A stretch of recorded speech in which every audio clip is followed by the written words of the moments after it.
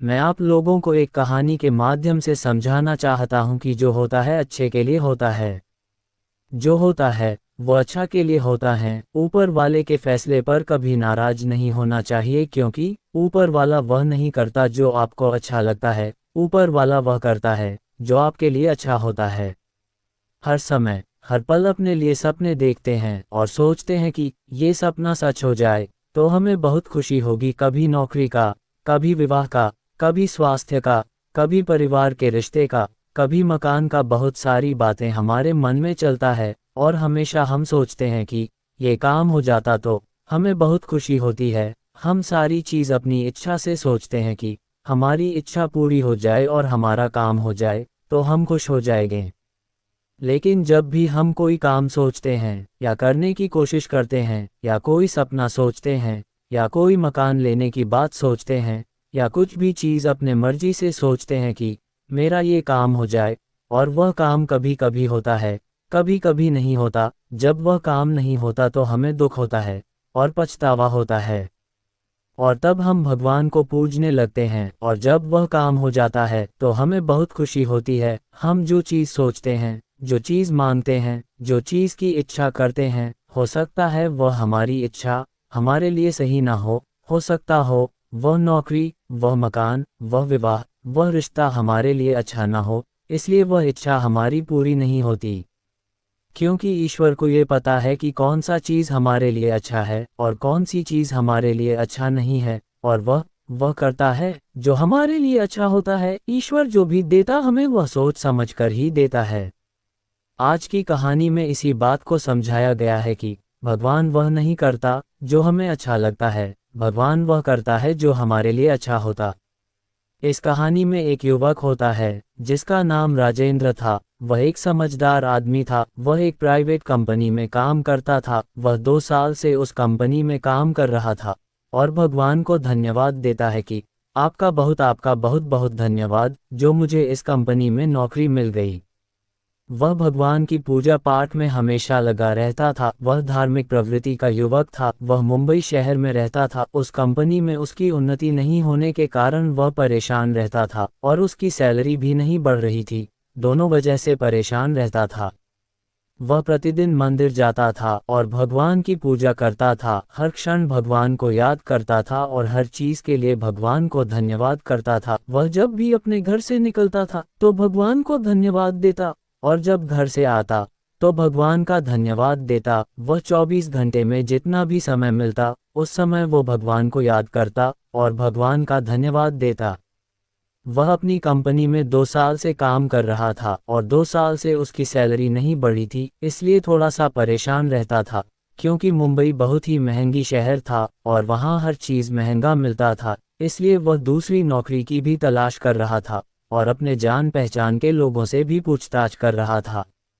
कुछ दिनों बाद उसका परिचय एक ही व्यक्ति से होता है जो दूसरी कंपनी में काम करता था और अपने आप को उस कंपनी में बहुत ऊंचे पद में बताता है और कहता है कि मैं तुम्हें अपनी कंपनी में नौकरी दिला दूंगा, तुम चिंता मत करो, मैं तुम्हारा सारा काम करवा दूंगा, मेरे रहते तुम्हें कोई दिक्कत नहीं होगी। और उस कंपनी में एक बार तुम्हारी नौकरी लगने के बाद तुम्हें अच्छा वेतन और अच्छा पद मैं दिला दूंगा। तुम बस मेरा फ़ोन नंबर रखो और कुछ दिनों में मैं तुमको फ़ोन करूंगा, उस दिन मैं तुम्हारा साक्षात्कार लूंगा। ये बात वह राजेंद्र से कहता है। वह व्यक्ति अपना फ़ोन नंबर राजेंद्र को देता है और कहता है कि मैं आपको इस दिन कॉल करूंगा और आपका साक्षात्कार लूंगा। अगर आपका साक्षात्कार अच्छा रहा तो आपको नौकरी मिल जाएगी। ये बात दोनों के बीच होती है।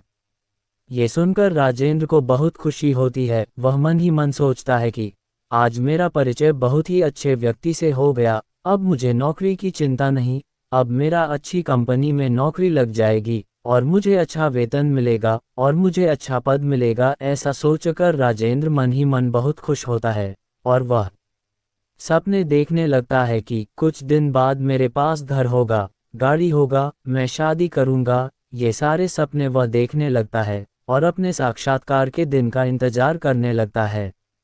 अब राजेंद्र के दिमाग में यह बात आती है कि जल्दी से मेरा साक्षात्कार हो और मैं इस कंपनी को छोड़कर दूसरी कंपनी में चला जाऊं। ये बात उसके दिमाग में चलती रहती है और मन में सवाल उठते रहते हैं कि उस व्यक्ति का फ़ोन कब आएगा और उस फ़ोन में वह क्या क्या सवाल मुझसे पूछेंगे, ये बात भी उसके दिमाग में चलती रहती है, और अगले कुछ दिनों के बाद उसका साक्षात्कार का दिन आ जाता है।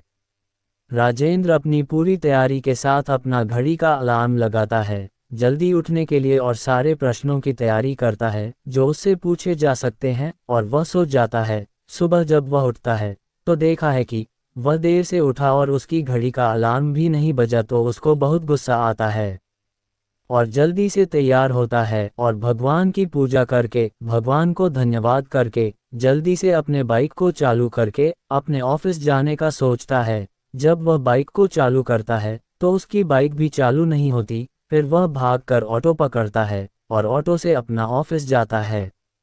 और वह ऑफिस में दिन भर उस व्यक्ति फ़ोन का इंतजार करते रहता है, और कुछ देर बाद लंच का समय हो जाता है। तब वह लंच करने के लिए ऑफिस से कैंटीन में जाता है। आज राजेंद्र जल्दबाजी में अपने घर से निकला था, इसलिए वह अपना टिफ़िन लाना भूल गया था, इसलिए वह लंच करने के लिए कैंटीन जाता है। जब वह कैंटीन जाता है तो देखा है कि आज कैंटीन बंद है। फिर वह सोचता है कि आज ही सब कुछ क्यों हो रहा है, घड़ी का अलार्म नहीं बजा, मेरी बाइक खराब हो गई और यह कैंटीन बंद है। तब वह अपने लिए पिज़्ज़ा ऑर्डर करता है, तो जो पिज़्ज़ा उसको मिलता है वह भी खराब होता है। उसे भी वह आधा खाता है, आधा फेंकता है, और फिर अपने ऑफिस में काम करने के लिए चला जाता है। फिर शाम को ऑफिस से घर आता है, फिर भगवान को धन्यवाद देता है, फिर भगवान की पूजा करता है। और कुछ देर बाद उस व्यक्ति का फ़ोन आता है, और उस व्यक्ति के साथ राजेंद्र की बात चल रहा था, लेकिन कुछ देर बाद फ़ोन बंद हो जाता है। तब राजेंद्र को बहुत गुस्सा आता है। आज दिन भर इस फ़ोन का मैं इंतज़ार कर रहा था, और उस व्यक्ति से बातें होते होते बात कट गई और फ़ोन बंद हो गया। और कुछ देर बाद लाइट चली जाती है। अब उसका गुस्सा बहुत ही बढ़ गया था। गुस्से में फिर सोने के लिए चला जाता है। जब बिस्तर पर जाता है तो वह भगवान को याद करता है, हे भगवान, मैं तो आपको बहुत बड़ा भक्त हूँ, लेकिन आज ये सब मेरे साथ क्यों हुआ। सुबह मेरी घड़ी का अलार्म नहीं बजा और मैं देरी से उठा, मेरी बाइक खराब हो गई, मैं सही समय पर ऑफिस नहीं पहुंचा, जल्दबाजी में मैं अपना टिफ़िन ले जाना भूल गया तो जाना पड़ा, और कैंटीन बंद थी तो पिज़्ज़ा का ऑर्डर करना पड़ा। पिज़्ज़ा मंगाया, वह भी खराब निकला, उसे भी आधा खाया हूँ।